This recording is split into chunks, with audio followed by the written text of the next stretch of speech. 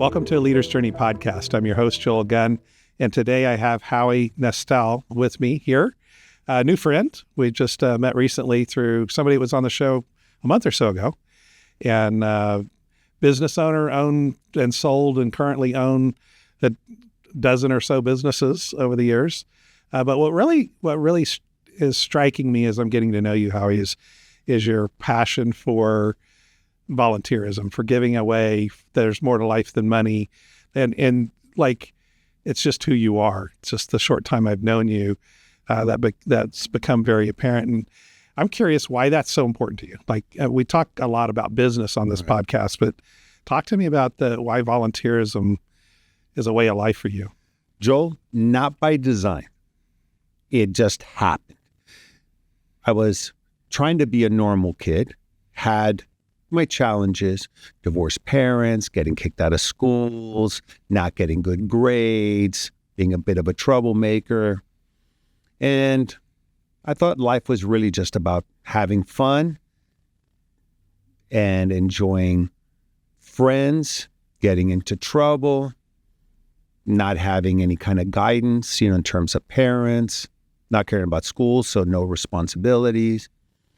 And then my favorite uncle's one and only biological child, my cousin Kimberly, was 2.5, and she died from cancer. And I was 12 years old. And I thought, life doesn't always happen the way it's supposed to.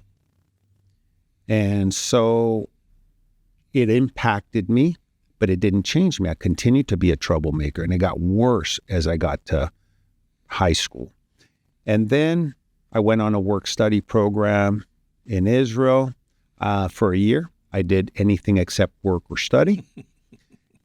I came back, and my friends had gone off to college. Some of them were at UT, some were at Texas A&M, some were out of state. So I decided to apply to some of the schools where my friends were.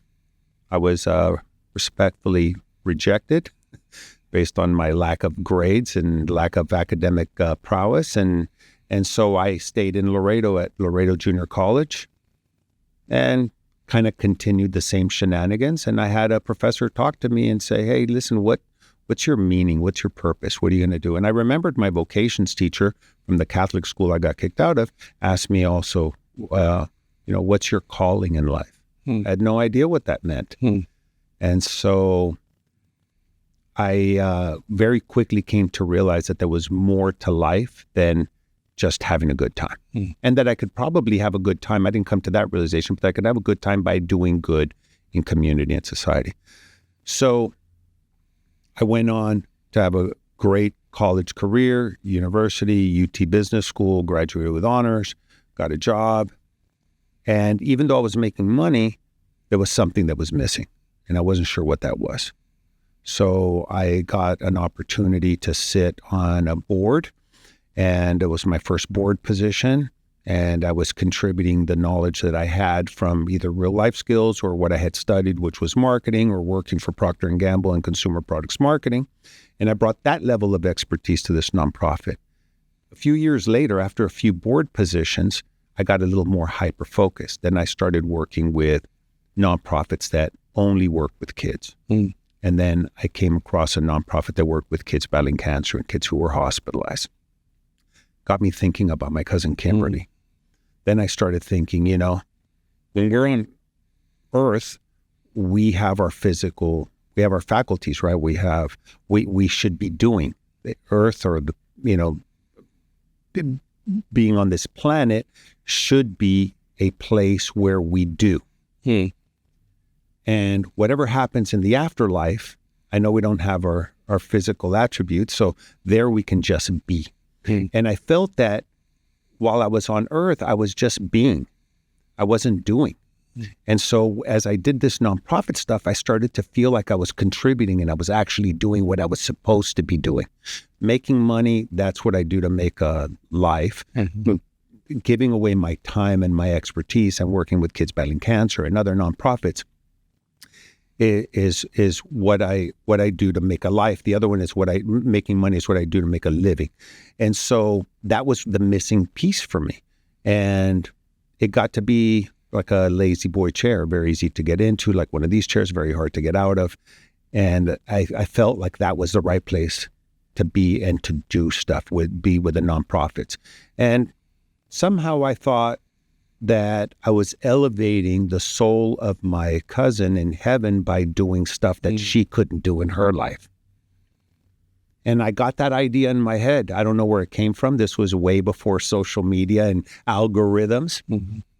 But I really felt in my core that I was elevating her position where she can only be by doing work that she might have done on this planet. Mm. And that turned into, I guess, a good obsession. I've been on more than 100 nonprofit boards. Wow. I've been on advisories, countless advisory boards, and I've, helped raise tens of millions of dollars for nonprofits. And it hasn't felt like work. Yeah, it's felt like that's where I should be. And I still have my business. I own an ad agency. I still do that to make a living. I've bought and sold and fixed 24 businesses. A lot of them I should not have been in. I'm a kind of a serial entrepreneur.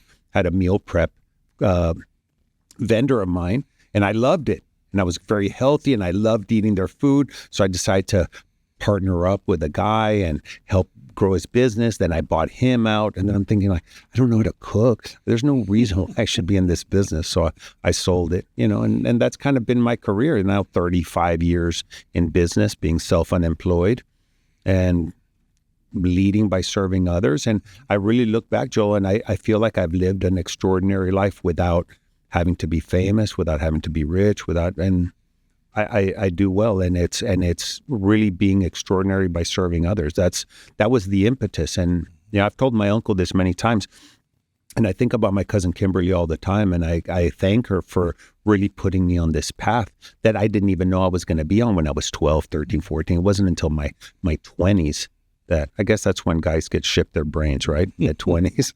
You hope. You hope. Yeah. Right. What's interesting is several things that you share, but one, I don't know of a lot of people, like general population, right? There's segments that this isn't true, but general population, historically, I don't know of a lot of people that get involved in nonprofits as young as you did. Right. I don't think that happens. And we don't know what we don't know.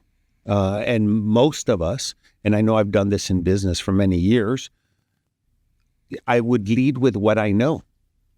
And I tended to get the same results I've always gotten because I'm using the same brain cells and the same data to continue to do the same things over and over again. And it's not until you get out of your comfort zone or you start to do some of the things that you know about, but you don't know any details on how to do it, but you go out and learn it. Mm-hmm. I created, whenever I talk to other business people, I like to describe myself as being humble. And the people who really know me said, there's nothing humble about you. So I created a definition of humility that I could actually live up to. And that's recognizing that what I don't know is more important than what I do know. So now I lead with, what don't I know anything about? Even if I don't know that I don't even know it exists. Mm-hmm. I go out and search for it. And usually that's where the answer for me comes from, that the answer to happiness, the happiness to success, the next biggest client the next big client I'm going to get is from somebody I don't even know exists right now. Mm-hmm. And I start to get new results because I'm outside of not only my comfort zone, but outside of the way I've always done stuff. So I try to change things up all the time. That didn't come to me until later in my career. I wish I had known that earlier. But in terms of the nonprofit stuff, there was a catalyst, and it was this empty feeling. But I think most people, Joe, will think that they will do nonprofit work, volunteering, donating money, buying tickets to gala, sponsoring things when they're successful, when they reach a certain age, when they buy their Mercedes, when they hit retirement, then they're going to do that. And I talk to a lot of people that way. Yeah, I say it should be the opposite. With a lot of small and medium-sized business owners that say, well, I'm of this age and I want to sell my business and go volunteer. And you're challenging that, saying, why not volunteer at 19? Why not volunteer at 25? Why not volunteer at 30? Right? Like, you can volunteer anywhere. And and before the show, and you've even alluded to it since the show started, is you wish you'd known the power of some of these things when you were younger, right? Like, I kind of grew up in a family that did a lot of volunteer work. And so as an adult, it just felt normal for me in my 20s to go be on the board of a professional society. And even though I was by far the youngest person on the board, I started learning and actually bumped into some of those guys recently. We've reconnected from, that board I served on almost 40 years ago. Not quite that long, 35 years ago. But it changes your perspective because, there's more to life than just the 9 to 5, right? And it'll make you more successful too, in life and in business. Mm-hmm. I don't know what the ROI is, different rabbis, priests, I'm sure they have their formulas, but I know that most of the best relationships I've built have been through meeting people in a nonprofit space. Mm-hmm. It's not why you do it. Right. But I've sat on boards and advisory councils with billionaire philanthropists that would have never hired me based on having a little marketing firm. But we're sitting next to each other, all else being equal. We're contributing our expertise to help further the betterment of this nonprofit. And you get around to chatting about what you do and what they do. And they have 4,000 employees and I have 4. And we start talking about ideas and what do you do? And then they like the fact that you're helping the nonprofit that they're passionate about. And so they want to learn more about your business and maybe hire you. And that's happened plenty of times. Again, it's not why you do it. I think God, Mother Nature, Karma, I think knows your intention and can see right through that. But and so can most humans, by the way. Yeah, so can most humans. And you get these great unintended positive results or consequences from doing these kinds of things. But go try to convince people of that. The other thing that when I talk to people, they not only do they not do it early in life, the other thing that I've heard a lot is, I went to the food bank and we sorted cans and my company took us and, we did it for 2 hours and it was okay. Mm-hmm. I said, well, you're a finance expert, you're a CPA, you're the owner of your company. Maybe instead of sorting cans, you can go help them cut their expenses. Get on an advisory council, use your expertise to help them, not just your physical brawn. They can get anybody to do that. Yeah, and that's a good point. I've been around a lot of nonprofits myself, religious and secular. And quite frankly, there's a lot of nonprofit leaders don't know what to do with business people that want to volunteer. Go sort cans, right? Because that's what the volunteers do, and so sometimes it's the nonprofits don't know how to integrate people with particular, skills. So, and that happens a lot. So now here, let's take an even bigger leap. I get asked to either sit on a board or to come help out or to do something at some event that they're doing. And I say, no, but I can come and help you with these things. Oh, well, we have a marketing person. So that's fine. You can have a marketing person. Do you all do a gala? Do you do a luncheon? We do. How many people did you have last year? 150. What's the capacity of the venue? 500.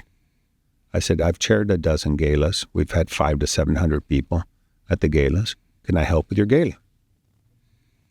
Well, we already have a chair. Can I talk to your chair? talk to the chair, say, hey, have you considered doing this, this, and that? Do you have table captains? All right. No, I've never actually, I've only chaired one gala before, and I had other people helping me. He said, well, look, here's my experience. Plus, I have a lot of friends, and I love the nonprofit. Let me get some of my friends to buy tables. Mm-hmm. So if you breathe, I think sometimes it's up to us not to wait to be asked. Yeah. And we have to go and volunteer for somewhere where we know we can make an impact. Mm-hmm. And yes, it's part of leadership, right? You have to put yourself out on a limb or, be exposed. You're taking a risk. You're betting on yourself that you can help this nonprofit in some way. You pick the area of expertise that best suits you, and then you go out and make it happen. And that's kind of leadership, right? Mm-hmm. It's not for the faint of heart. It's not for people that just want to have a safe space and not have people looking to see whether or not they perform well. And it's taking these risks. Is everything going to work out? No, but the nonprofit's going to be better off anyway by having you and your expertise there and having your friends there. Worst case scenario, it costs you a table. You go buy a table. But there's a philosophy that says once you have a seat at the table, invite somebody to come with you. So I'm actually grooming people all the time that are in their 19, 20, 21 to come and be involved with nonprofits. So I'm at a gala this coming Saturday, and I have a table, and I invited a couple clients of mine who are young men, 19 and 21, that have never been to a gala, never donated anything to the live auction. Nice. They both own their own businesses. They bypassed college and went right to owning their own business. Yeah. They're pretty successful.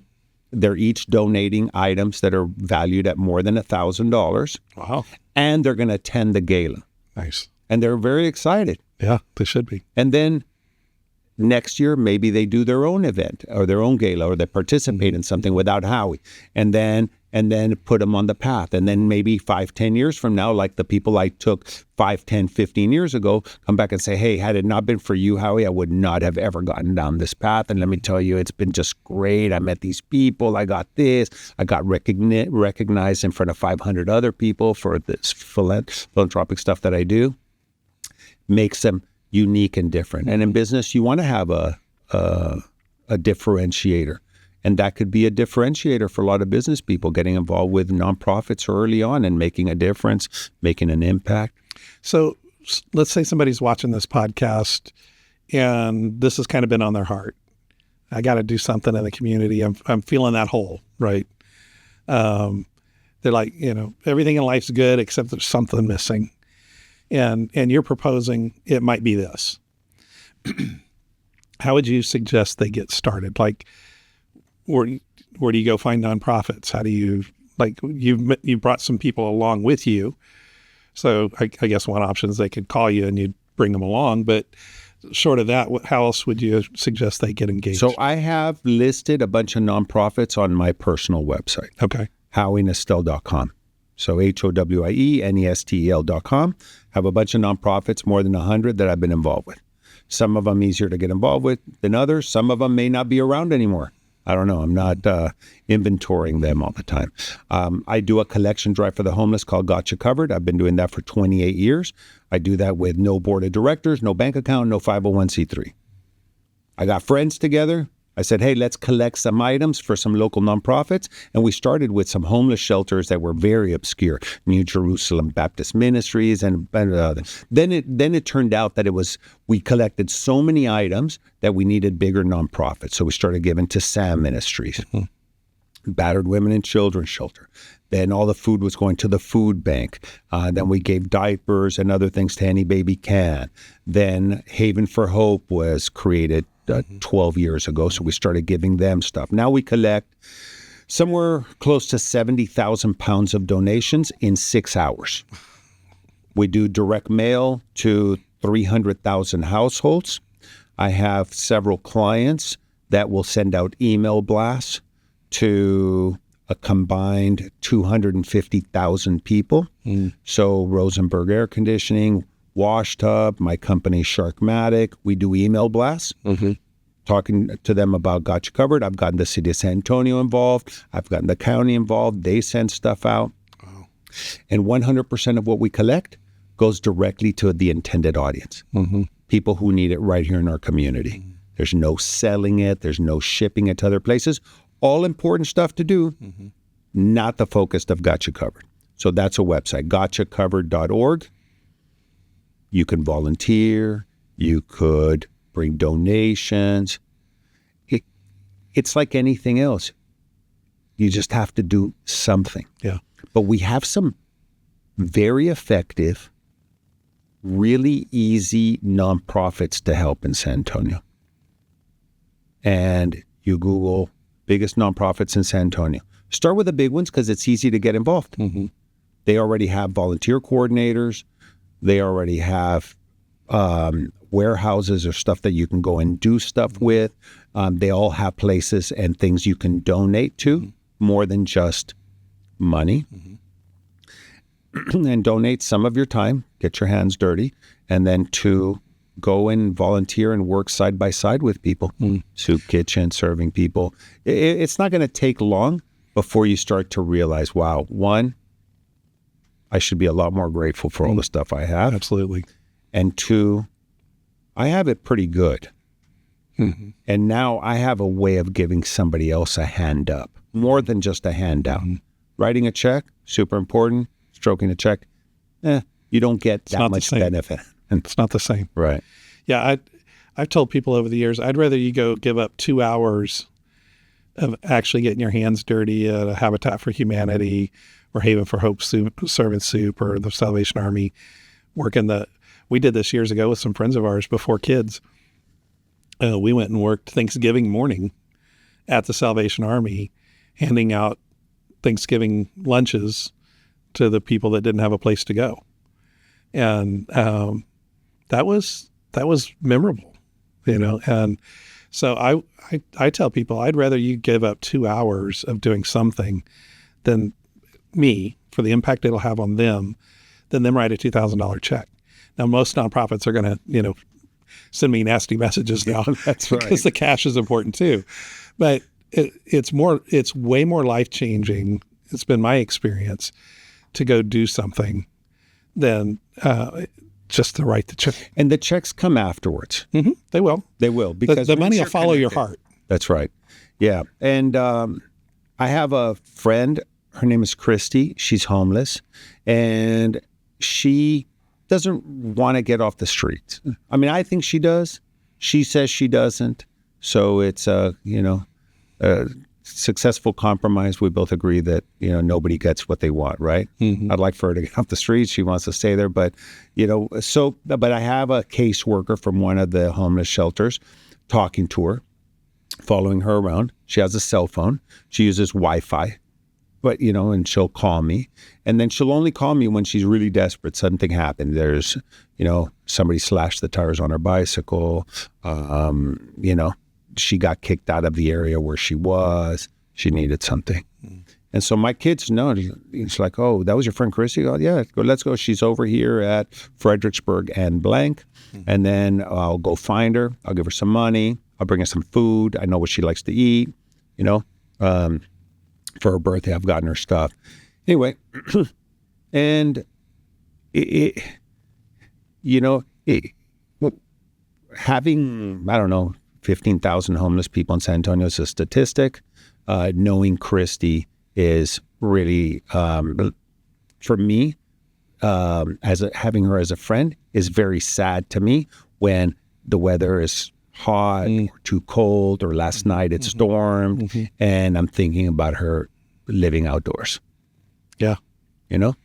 Big numbers, statistic, one person, impactful, right? Well, that's the thing. We can't help, Joel can't help everybody, but he can help somebody. Right. And so if we all do our part and maybe it's part of a team, you're like, as you said earlier, you got involved at the board level in some nonprofits or at the advisory level. That's a team effort still, right? You may not be actually out on the street handing out food, which I think it's sad if somebody gets involved in a nonprofit and never actually does that level of serving. But it's still a team effort, and I would encourage anybody that's listening to the podcast or watching the podcast, like you said, just go do something. like you want to land in your sweet spot where your gifts are. That's where you want to land. But if you've never had any nonprofit exposure, if you attend a church or synagogue or something religious like that, then reach out to that staff, that office. They probably have some sort of nonprofit activity you can get involved in. There's, a lot of the big names you mentioned earlier, the food bank. There's the San Antonio Food Bank. There's the Daily Bread Food Bank. So there's several food banks. Those are probably the two biggest. They're always looking for help.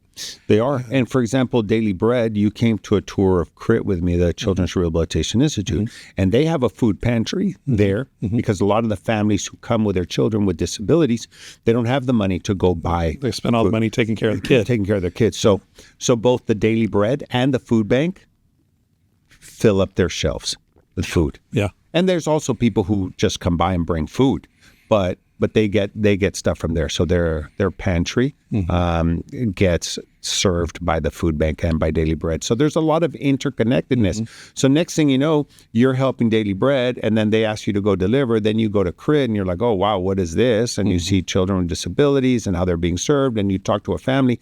And that's usually the key. That's the tipping point. Once you meet somebody, I always tell people, once you meet a 2-year-old or a 3-year-old battling cancer or a 12-year-old homeless child, it changes your life forever. And once you have friends in the community that are struggling with things like that, and you really connect with them, you know their story, you meet some of their family members, you talk to them, you can't help but to go back to your own childhood and then realize, hey, maybe I didn't have it so bad. Yeah. At least this and that. And now at least I have the wherewithal. And I'll feel guilty. There's a refugee center near my house. And a lot of Central Americans and South Americans are staying there, but it's full. And so it's overflowing now with people, and the people aren't, the influx of people is not slowing down because people hear about it and then they come. They just don't realize that it's full. The refugees are not checking the website to see what the status is, getting in. And so my kids and I'll go to the H-E-B near there. I'll see some of the families. We'll buy some stuff for them. I'll talk to some of them. We went one night when it was very cold last winter and found a few families sleeping in a parking garage. And so we went and got food and brought them food, and we brought blankets back. And there was a family, a mom, a dad, and a 11 or 12-year-old daughter. And my youngest son was 11 last year, or 12 last year. And so made a big impact on him.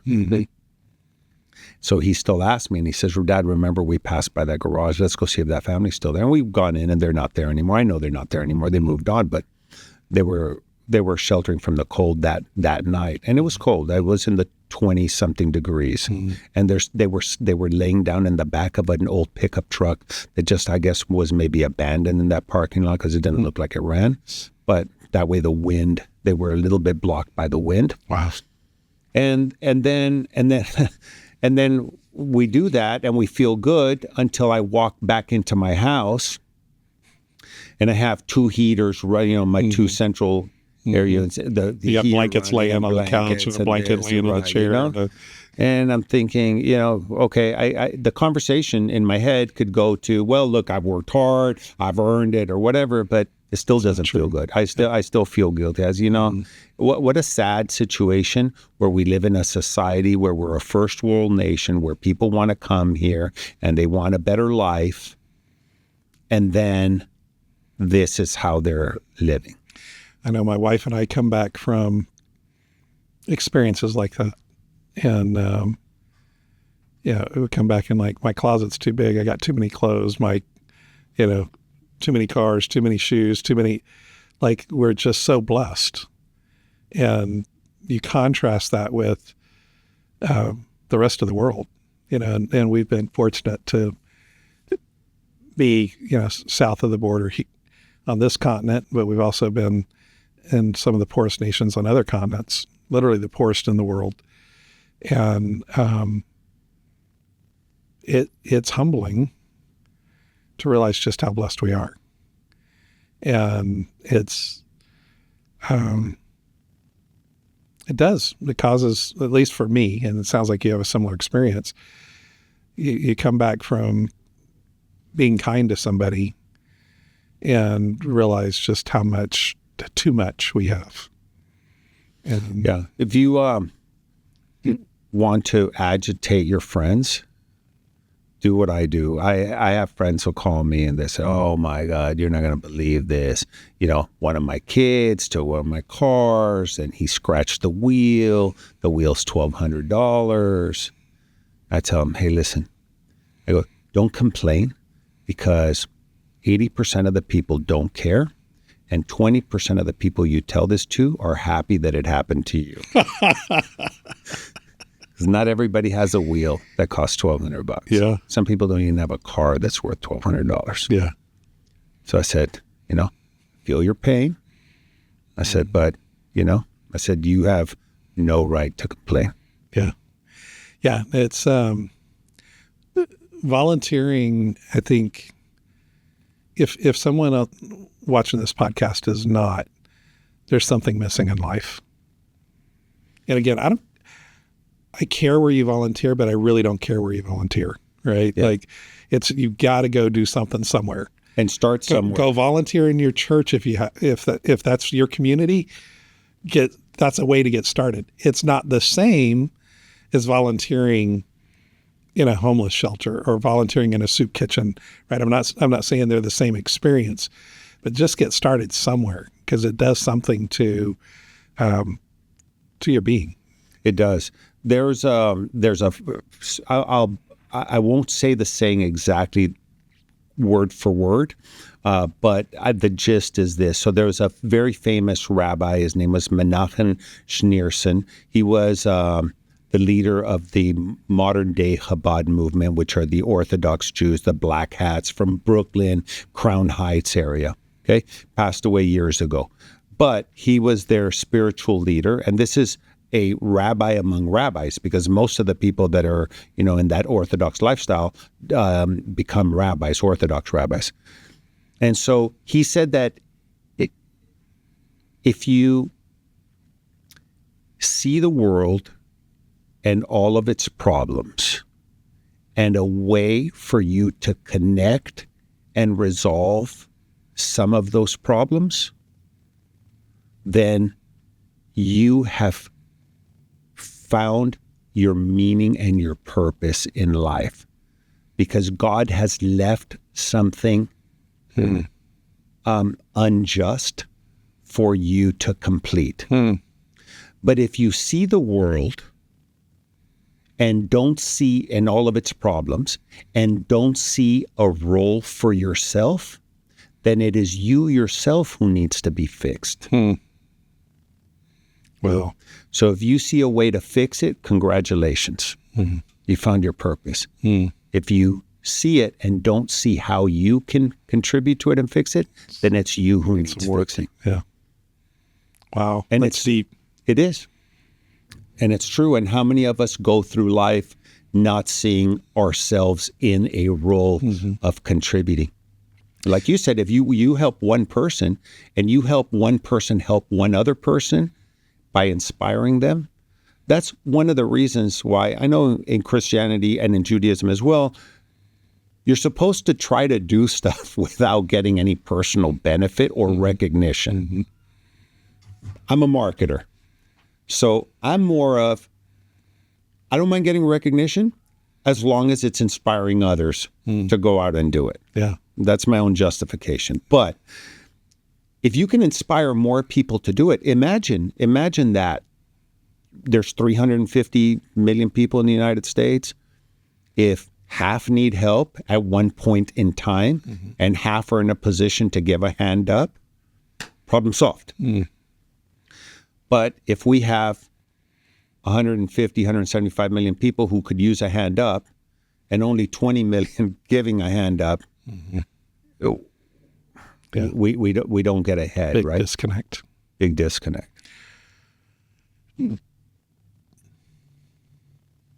So let's land the plane there. Where with this, what would you? Somebody's listening to the podcast and they're going, "That's really touching my heart." What's their next step? Find a place to plug in. Don't go to a website and fill out a form. Go Google nonprofits to get involved with in San Antonio. Never done that, but I'm sure that good stuff's going to pop up. Mm-hmm.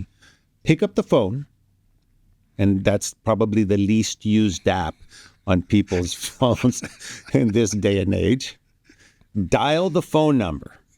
Somebody's going to answer. Hopefully. If they don't answer, if it's an automated system, dial the next one, the next one, the next one, until you get a hold of somebody. And just say, hey, listen, I'm sitting here at my house or my office. I have some extra time I want to donate. I want to help you guys. I love your cause. I love the fact that you're helping young pregnant females who are homeless. Other than writing a check, which I'm not opposed to doing, by the way, what can I do? What is it that you all need? What do the babies need right now? Mm-hmm. Up in Bernie and whatever, down in Pearsall. Mm-hmm. You know, we're short on diapers. Yeah. Let me go buy some diapers. Yeah. What are your hours? When can I come drop off diapers? Mm-hmm. And then go and buy some diapers and go drop them off and just say, hey, is there a mom or anybody that I can meet while I'm here? I just want to thank them, bless them. I want to just say something. And then ask them a few questions. How'd you get here? What happened? What are the circumstances? Mm-hmm. Tell me about your dad. And if you're not crying by the end of that, then you may be not asking enough questions or not asking the right questions. Yeah, that's good. And once you know that story, that's going to stay with you. And that's going to stay in your head. It's going to stay in your heart. Then you're going to start looking at people differently. Mm-hmm. Then you're going to go and park at the mall, and then you're going to be walking in, and then you're going to look at somebody holding a sign. It's going to feel a little different. Instead of dropping off a couple of bucks, just say, hey, listen, is there anything I can get you to eat? What do you like? I'm going to go to Whataburger to get myself something. Can I get you anything from Whataburger? Oh, my God, I would love to have a cheeseburger and a milkshake. Go buy them that. And then just ask them, you know, how'd you get here? Are you from San Antonio? No, I'm not. I'm actually from Idaho. Oh, really? My mom was from there. And then you start talking to them. Now they're human. Yeah. Now they're human. And you're in a position to do something and you spent $7, you know? I guess we got to slow down first.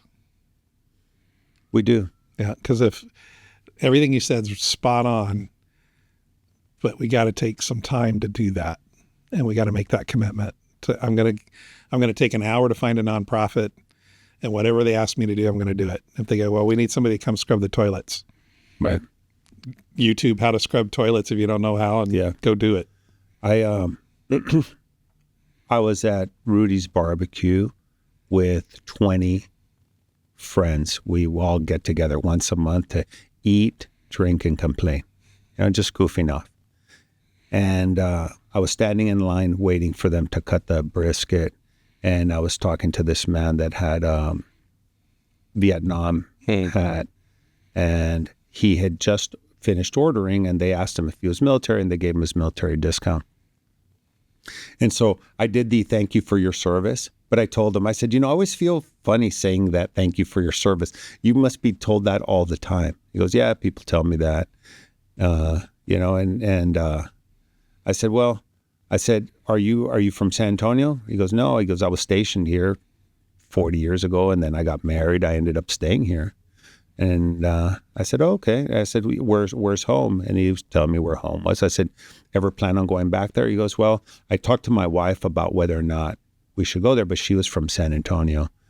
I said, oh, is she no longer with you? And he goes, no, she passed away just 2 months ago. And so now I'm finding myself going out and doing stuff on my own, and it's very hard. And I don't know if I now want to go back to where I'm from, because I don't really have a lot of friends there either, because I made my life here. We got to talking. I introduced him to a couple of friends. We invited him to sit with us, but he was actually taking his food to go. But wow, you know what? That was impactful to me. And that was just an outing to Rudy's. And talking to this man, I guess I could have asked him for, his phone number. It would have been a little weird, but, I did invite him to sit with it, and he didn't want to. He said he was okay, but he said, but I really enjoyed talking about it. I said, what are your hobbies? And he said coins. He used to be in the coin business. And then so he said that he's going to start getting back into it. He still has coins. And he says, maybe I'll just sell them. He goes, I just don't know a lot about the internet, but, kind of gave him my card, just like I did to your receptionist out here. And I said, hey, look, if I can ever connect you with anything or whatever, please feel free to give me a call. You mentioned he was former military, and that triggered a thought. We've done this before. We've had, I don't know if a lot of people know this, but you can actually, maybe too late now for this year, but you can actually get on a list to go pick up airmen that are stationed through Thanksgiving. Yes, right. They're Maybe stuck in San Antonio. You do right? it for Christmas. And you actually bring them to your house for a couple hours and let them eat with you. And usually they're, 19, give or take. Just, they're boot camp. They're stuck here. Can't go home because they're in their 6-week service period of boot camp. And then the other thing we did years ago was there's a Harley dealer here in the area that bussed a bunch of the airmen out to the Harley dealership, and we fed them there. And AT&T brought out a bunch of phones and, let them make calls, and they had the motorcycles set up, and they're able to sit on them and take pictures. And, so there's all kinds of great stuff out there. Is the point I think you and I are trying to make by giving all these examples is, you can go build a house one Saturday and do that twice a year. Do something. I have friends that's what they do, Habitat. That's their thing. And I see them, they don't post a lot on social media, but when they go do Habitat, they do it. And then when I run into them, I say, how'd that make you feel? It's the best, really the best. Like, I can't believe I couldn't, I can't even put a birdhouse together, but yet with a team, I can build a house in a day, He goes, it's quite amazing. Yeah. Well, Howie, thank you so much for being here today. And hopefully you and I get to stay in touch and maybe have you back on the show. Would love that. Thank you, Joel. All right. Thanks. Thanks for joining us for this episode of A Leader's Journey podcast. If you enjoyed it, give us a thumbs up and remember to subscribe to our channel.